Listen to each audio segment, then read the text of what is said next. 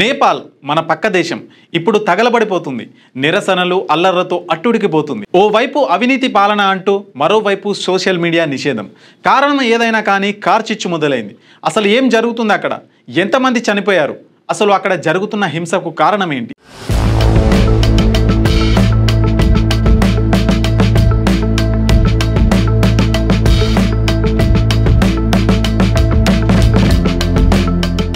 నేపాల్ యువత చేపట్టిన జన్జడ్ ఉద్యమం తీవ్ర హింసాత్మకంగా మారింది.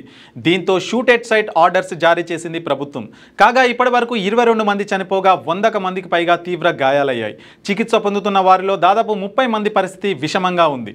ఈ క్రమంలోనే నేపాల్ ప్రధాని హోంశాఖ మంత్రి రాజీనామా చేశారు. పరిస్థితి చేయి దాటడంతో పరిపాలన ఆర్మీ చేతుల్లోకి వెళ్ళిపోయింది.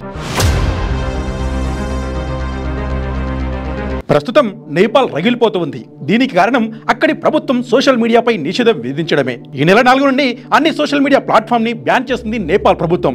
దాంతో 4 రోజులుగా పిచ్చెక్కిపోయిన కుర్రాళ్ళు వీధుల్లోకి వచ్చారు, రణరంగం చేశారు. అంతేకాదు ఇప్పుడు నేపాల్ వీధుల్లో ప్రభుత్వానికి వ్యతిరేకంగా వాళ్ళు యుద్ధమే చేస్తున్నారు. సోషల్ మీడియా లేకుంటే ఎలా అంటూ గొంతెత్తి నిరసిస్తున్నారు. ప్రభుత్వంపై వ్యతిరేకత ప్రారంభమైంది. ఇప్పటికే పెద్ద పెద్ద బ్యాంకులు, షోరూంలు, దుకాణాలు, హోటళ్లు కూడా దోచుకుంటున్నారు. ఇక మాజీ ప్రధాని జగన్నాథ్ ఇంటిని ధ్వంసం చేసి ఆయన సతీమణి రాజ్యలక్ష్మికి కూడా నిప్పంటించారు. దీంతో ఆమె మరణించారు. ఇప్పటికే నేపాల్ ప్రధాని కేపీ శర్మ ఓలీ రాజీనామా చేసి అజ్ఞాతంలో కూడా వెళ్లిపోయారు. ఆయన నేపాల్ విడిచి పారిపోయారంటూ సోషల్ మీడియాలో ప్రచారం కూడా జరుగుతోంది. ఆ దేశం నుంచి పెద్ద పెద్ద ప్రతినిధులు విమానాశ్రయం ద్వారా విదేశాలకు పారిపోయారు. అయితే ఇప్పటికే విదేశాలకు వెళ్లే విమానాలను కూడా నిలిపివేశారు నిరసనకారులు.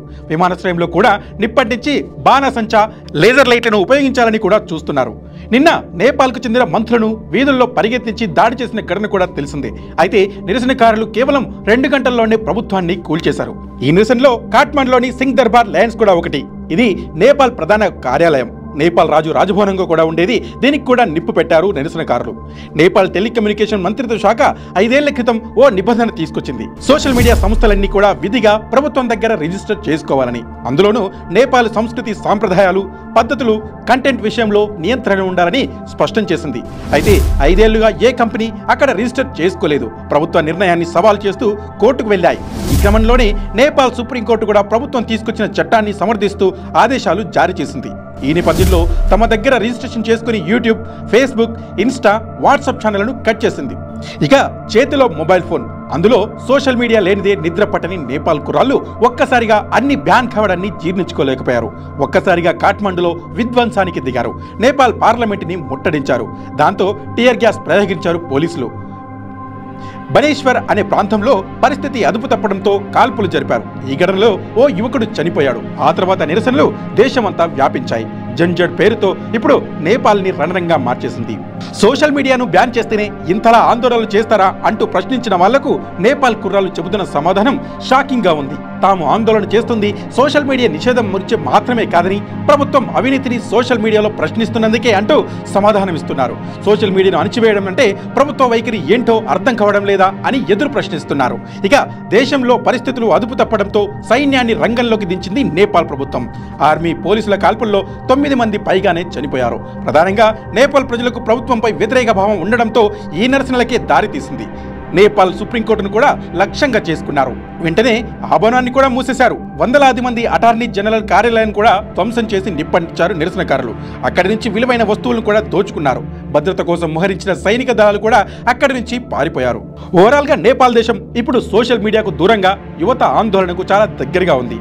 సోషల్ మీడియా బ్యాన్ ద్వారా ప్రభుత్వ వ్యతిరేకతను ఎదుర్కోవచ్చు అనుకున్న అక్కడి ప్రభుత్వానికి ఇప్పుడు యువత ఆందోళన రూపంలో అంతకంటే పెద్ద ప్రమాదమే పొంచి ఉంది. తీవ్ర ఉద్రిక్తతలు, హింసాత్మక ఘటనల నేపథ్యంలో సోషల్ మీడియాపై నిషేధం విషయంలో నేపాల్ ప్రభుత్వం వెనక్కు తగ్గింది. పరిస్థితి చేయి దాటిపోయిందని గ్రహించిన ప్రభుత్వం చివరకు సామాజిక మాధ్యమాలపై విధించిన నిషేధాన్ని ఎత్తివేసింది. ఈ మేరకు కేబినెట్ సమావేశం నిర్వహించిన అనంతరం ఓ స్పష్టమైన ప్రకటన చేసింది నేపాల్ ప్రభుత్వం. జరిగిన సంఘటనలకు బాధ్యత వహిస్తూ తన పదవికి రాజీనామా చేశారు నేపాల్ హోంశాఖ మంత్రి రమేష్ లేఖక్. ఇక నేపాల్ పాలన పూర్తిగా ఆర్మీ చేతుల్లోకి వెళ్లిపోయింది. ఇక ఈ నేపథ్యంలో లాండ్ ఆర్డర్ లో మార్పులు చేసి అధికారిక ప్రకటన విడుదల చేసింది నేపాల్ ఆర్మీ. ప్రధానంగా యువత ఆందోళనలు నేపాల్లో హింసాత్మకంగా మారడంతో ఆ దేశ ఆర్మీ రంగంలోకి దిగాల్సి వచ్చింది. ఈ నేపథ్యంలోనే దేశంలోని అన్ని ప్రాంతాల్లో హై అలర్ట్ ప్రకటించారు. ఆందోళనను ఆసరగా తీసుకుని కొన్ని ముఠాలు ప్రజల ఆస్తులను కూడా ధ్వంసం చేస్తూ నేరాలకు పాల్పడుతున్నట్టు తెలుస్తుంది. ఆందోళన హింసను ఆసరాగా తీసుకుని కొన్ని ముఠాలు ప్రజల ఆస్తులు ధ్వంసం చేస్తూ నేరాలకు కూడా పాల్పడుతున్నాయి. అలాంటి చర్యలకు దూరంగా ఉండాలంటూ ఇప్పటికే హెచ్చరించింది ఆర్మీ. పరిస్థితులపై సమీక్షించి ఎప్పటికప్పుడు అప్డేట్ ఇస్తామని కూడా ప్రకటించింది. ఇదిలా ఉంటే ప్రధానమంత్రి నరేంద్ర మోదీ నేపాల్లో శాంతికి పిలుపునిచ్చారు. ఎక్స్ వేదికగా స్పందించిన ఆయన నేపాల్లో చోటు చేసుకున్న హింసను చాలా హృదయ విదారకంగా ఆయన సంబోధించారు. నేపాల్లో శాంతి శ్రేయస్సు కూడా చాలా ముఖ్యమని, శాంతి మద్దతుకు ఇవ్వాలని నేపాల్ సోదరి సోదరులకు విజ్ఞప్తి చేస్తున్నా అంటూ ప్రధానమంత్రి పిలుపునిచ్చారు. లేటెస్ట్ న్యూస్ తెలుగు మరియు ఇంగ్లీష్ అప్డేట్స్ కోసం ఇప్పుడే క్యూన్యూస్ అఫీషియల్ యాప్ ని ప్లే స్టోర్ నుండి డౌన్లోడ్ చేసుకోండి. సరికొత్త సమాచారాల కోసం క్యూన్యూస్ వెబ్సైట్ ని ఫాలో అవ్వండి. ఛానల్లో ప్రాంతీయ, జాతీయ, అంతర్జాతీయ వార్తలు వీక్షించండి. లైక్ చేయండి.